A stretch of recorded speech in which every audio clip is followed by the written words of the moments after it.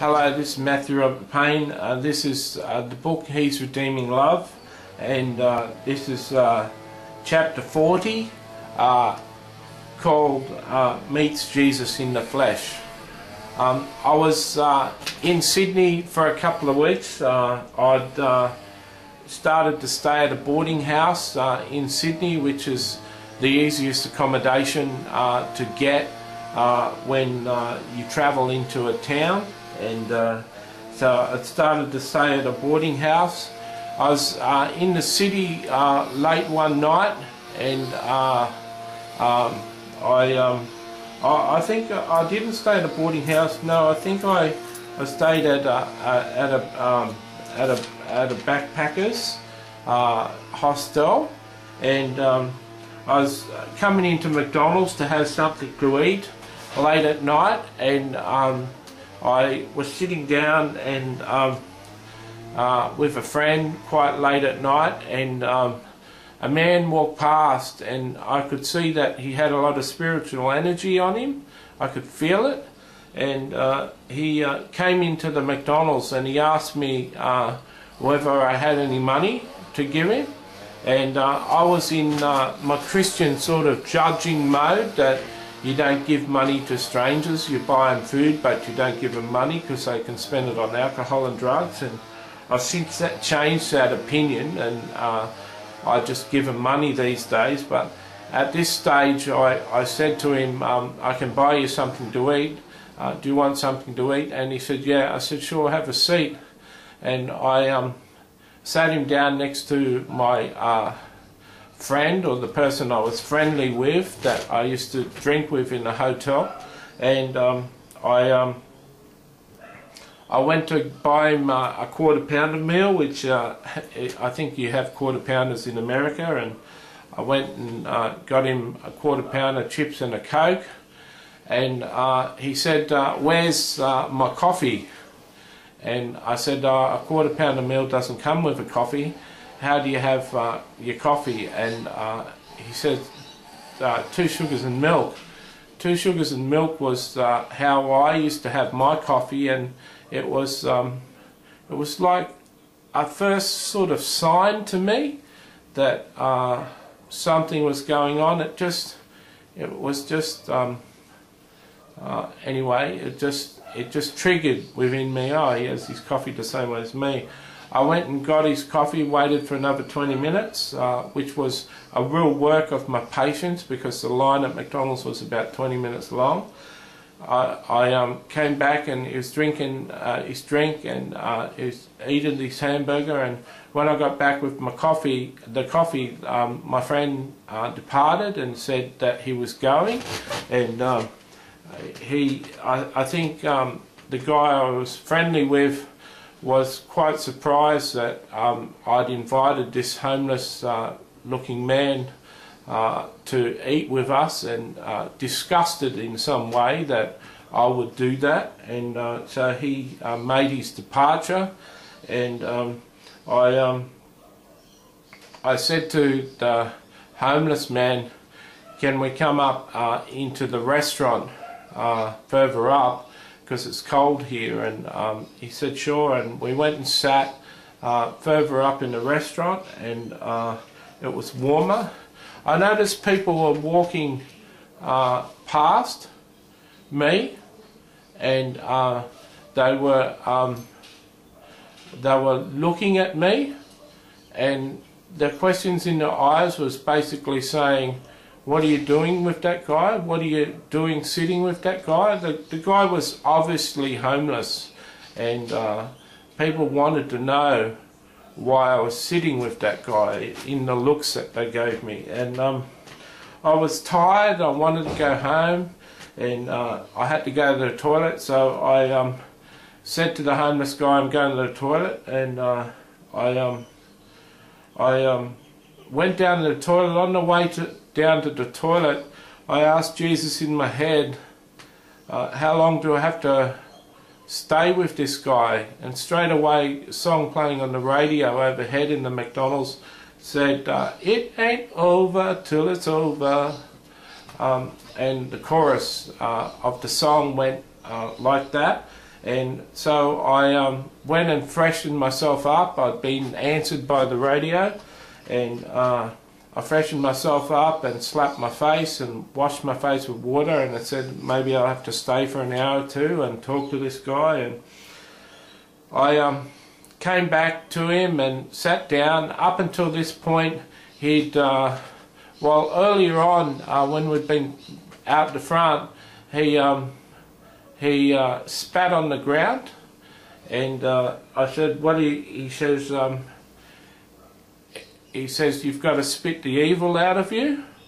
And I thought that was like Revelations, where it says, "Because you're not hot or lukewarm, I'll spit you out of my mouth." And he was saying you've got to spit the evil out. He seemed to have a cough, so I assumed he was spitting phlegm out of his mouth. And anyway, he's back up at the thing, and I came back from refreshing myself, and I sat back down, and he wasn't talking very clearly before this time, but when I sat down, he said in a very clear voice, "It's amazing, isn't it?" And I said, "What's amazing?" He said, "It's amazing when you ask Jesus a question and he answers you with the chorus of a song on the radio." And I was totally stunned. Like, that's just what had happened. And Jesus had said, spend time with this homeless man. And all the hairs stood on end on me. You know, the Holy Spirit's presence came on me. I was tremendously shocked at his statement, like a word of knowledge that he knew exactly what had just happened to me. And he said to me, he asked me, could he share with me some of his understandings of what Jesus was teaching when he was on earth in the Gospels. And to better understand this, I've been reading the New Testament right through Paul, and Paul had frustrated me, and I came across 2 Peter, and Paul said some things that were hard to understand, and I agreed with Peter that Paul really frustrated me. And at the time Jesus said, just read the Gospels, and only read the Gospels until I say to stop reading them. And as you read them, try and work out what I was saying, and what mood I was in, how I was feeling, and why I said what I said. And so go through the Gospels and just try and work them out. And so I've been doing that for over a year, and I've been reading only the Gospels for a year. So when this homeless man said, can I share with you some of my understandings of what Jesus meant in the Gospels, it was my favourite subject. And so I said, sure, go ahead. And he spoke for about a minute, and my head was completely full of information. Every sentence that he said was really rich and profound. And after a whole minute, my whole head had filled right up with information, and I couldn't fit any more in. I'd come to a stage where I knew if any more was said, I wouldn't remember anything that was said. Now, when I'd been in Coffs Harbour with my brother, and my brother had been doing the conferences, one guy had spoken on the internet how to build the best internet website, and he'd spoken for about an hour and 20 minutes on the website, and around about the hour mark, when he'd been talking about something totally new and foreign to me, round about the hour mark my head filled up, and it was information overload. And I had to stop it to try and remember it, and I had to come back to that teaching later on to listen to the further 20 minutes. Well, that had taken an hour for me on a subject I didn't know to fill my head, but when this homeless man had spoken for 1 minute, my head was completely full. And I thought to myself, I'll have to tell this man to be quiet and don't speak anymore, because I won't be able to remember what he's been saying. And I looked at him, and he had a smile on his face, and he was talking really enthusiastically. He was really happy sharing what he had to share. And I thought to myself, it would be so rude of me to tell him to shut up. You know, this is obviously something he knows so much more than any person I've ever heard in my life, and it'd be so rude of me to tell him to shut up. So I let him go, and he spoke for 10 minutes, and every minute was as profound as the first minute. It was totally amazing. Then he said, can you buy me another coffee?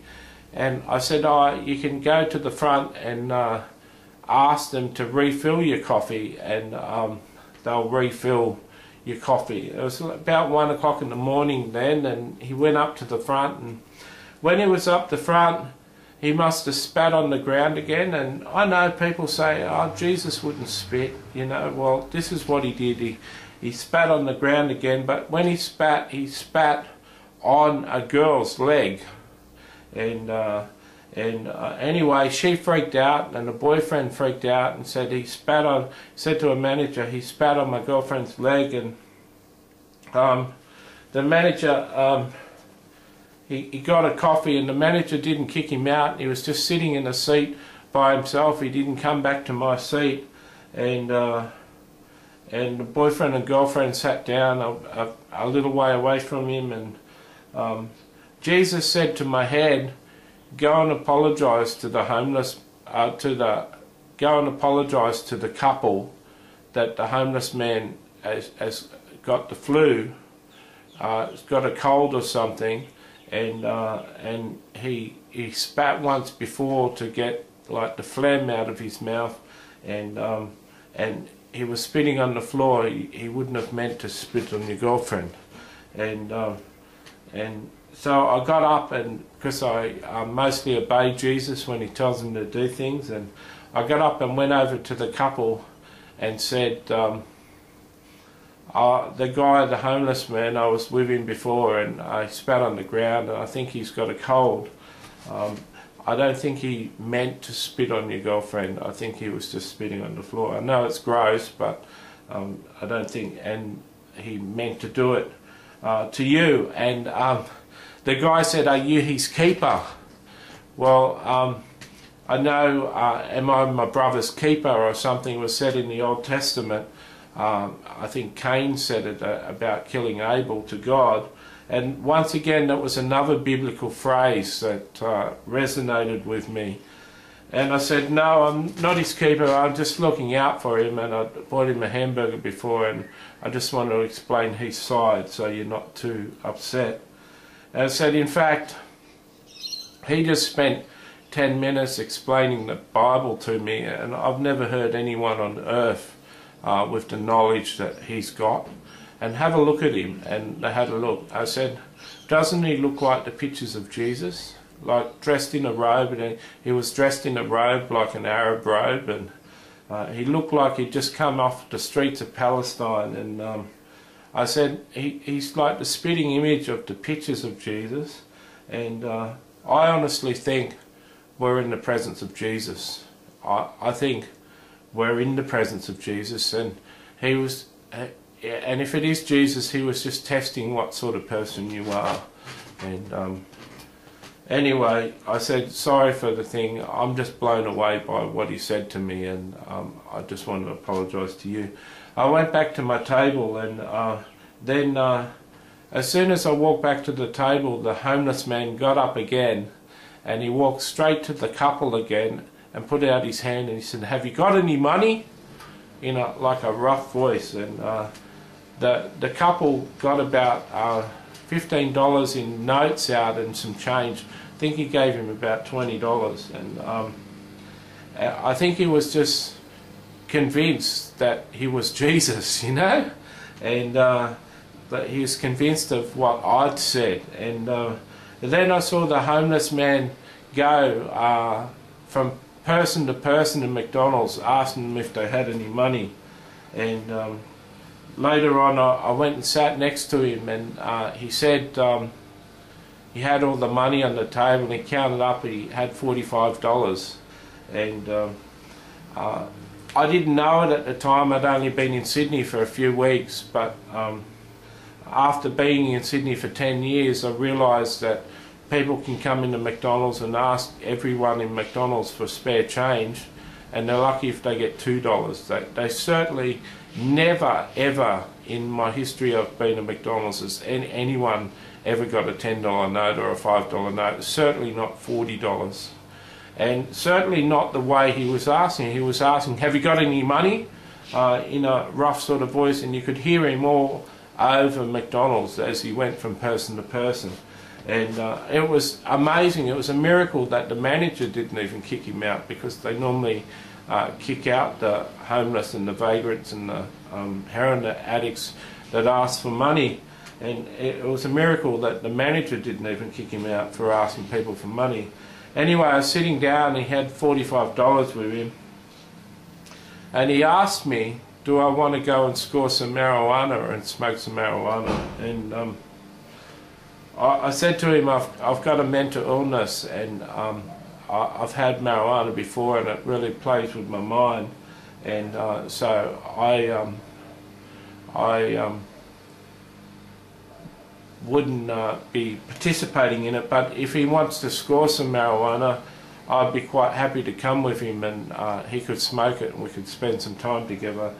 I said, but it'd be a shame, because I didn't know it was definitely Jesus at the time, and he was dressed and acting as a homeless man. So I said, you could get a night in a backpackers. You could get a couple of nights in a backpackers and not sleep out and sleep rough with that money. So it'd be better spent that way. And he says, yeah, you're right. And if you're not going to smoke with me, that takes out the fun. And anyway, something happened, and the manager was kicking him out. And so I went down to go out with him, and I walked out the door with him. I looked across the road just for a split second to see if my bus was over there, because I was going to run over and catch the bus. And when I turned back after a split second, he was gone.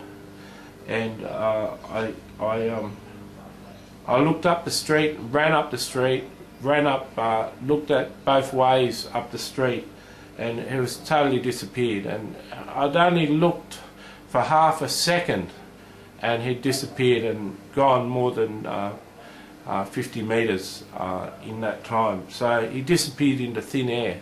And I asked Jesus later on, when I had the courage, was that him? Did I meet him? And he said to me, he said, I told you I'd meet you very soon.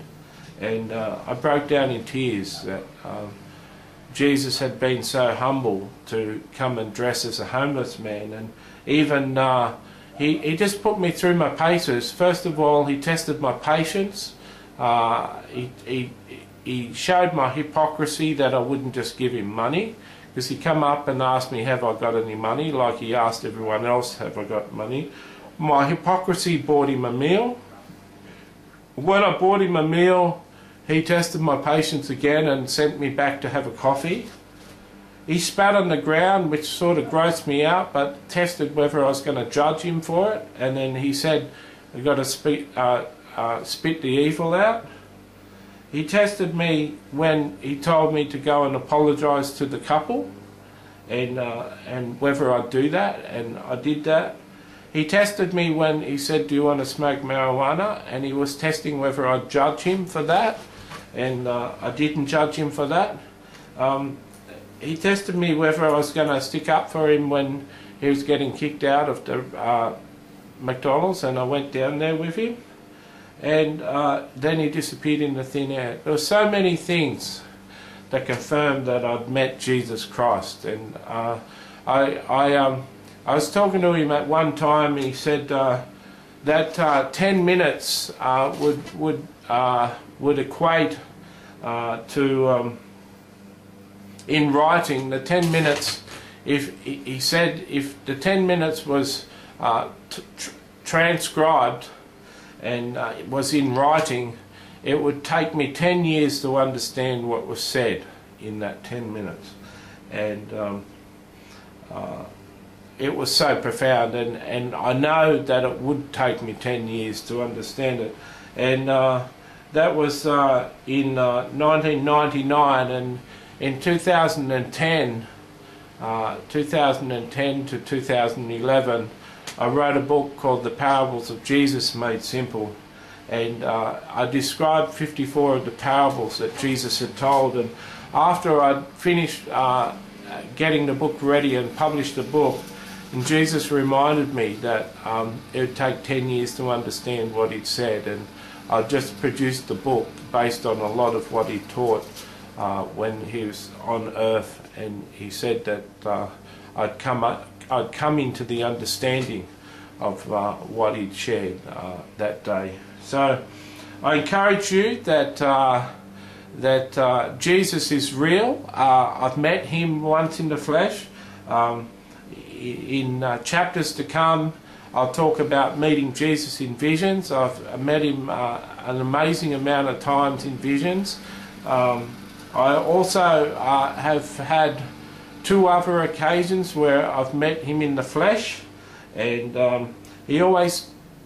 whenever he comes in the flesh, well, to me anyway, and to another pastor I know that met him in the flesh, whenever he's come in the flesh, he hasn't said, "Hello, I'm Jesus," to me. I know someone who's an apostle who's met him in the flesh multiple times, and he's known he was Jesus, but it's sort of like he plays a character. The 3 times I've met him in the flesh, he's been a homeless man, and 3 different times I met him in the flesh, he looked different.